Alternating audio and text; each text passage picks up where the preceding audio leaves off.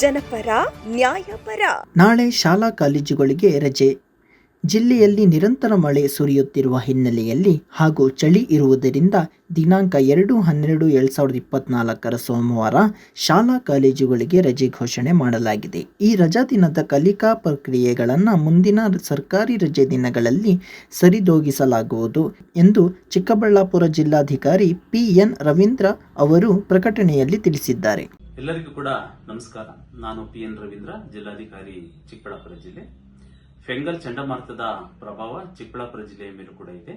ಮುಂದಿನ 48 ಗಂಟೆಗಳಲ್ಲಿ ಭಾರಿ ಮಳೆ ಮತ್ತು ವಿಪರೀತ ಚಳಿ ಆಗ್ತಕ್ಕಂಥ ನಿರೀಕ್ಷೆ ಇರೋದ್ರಿಂದ ಚಿಕ್ಕಬಳ್ಳಾಪುರ ಜಿಲ್ಲೆಯ ಎಲ್ಲ ಶಾಲಾ ಕಾಲೇಜಿನ ವಿದ್ಯಾರ್ಥಿಗಳ ಆರೋಗ್ಯದ ಹಿತದೃಷ್ಟಿಯಿಂದ ಡಿಸೆಂಬರ್ 2 ಅಂದ್ರೆ ನಾಳೆ ಸೋಮವಾರ ಎಲ್ಲ ಶಾಲಾ ಕಾಲೇಜುಗಳಿಗೆ ರಜೆಯನ್ನ ಘೋಷಣೆ ಮಾಡಲಾಗ್ತಾ ಇದೆ.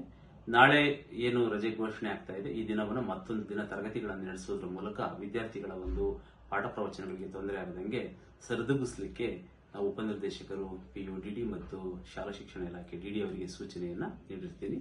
ಹಾಗಾಗಿ ಫೆಂಗಲ್ ಚಂಡಮಾರುತದ ಪ್ರಭಾವ ಮಕ್ಕಳ ಮೇಲೆ ಯಾವುದೇ ಆರೋಗ್ಯದ ತೊಂದರೆ ಆಗಬಾರದು ಅಂತಕ್ಕಂಥ ದೃಷ್ಟಿಯಿಂದ ಡಿಸೆಂಬರ್ 2ನೇ ತಾರೀಕು ಚಿಕ್ಕಬಳ್ಳಾಪುರ ಜಿಲ್ಲೆಯ ಎಲ್ಲ ಶಾಲಾ ಕಾಲೇಜುಗಳಿಗೆ ರಜೆಯನ್ನ ಘೋಷಣೆ ಮಾಡಿದ್ದೀನಿ.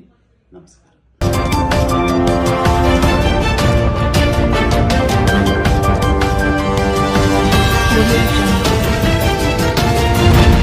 ತುಮಕೂರು ಫಸ್ಟ್ ಕ್ರೈಮ್ ನ್ಯೂಸ್, ಜನಪರ ನ್ಯಾಯಪರ.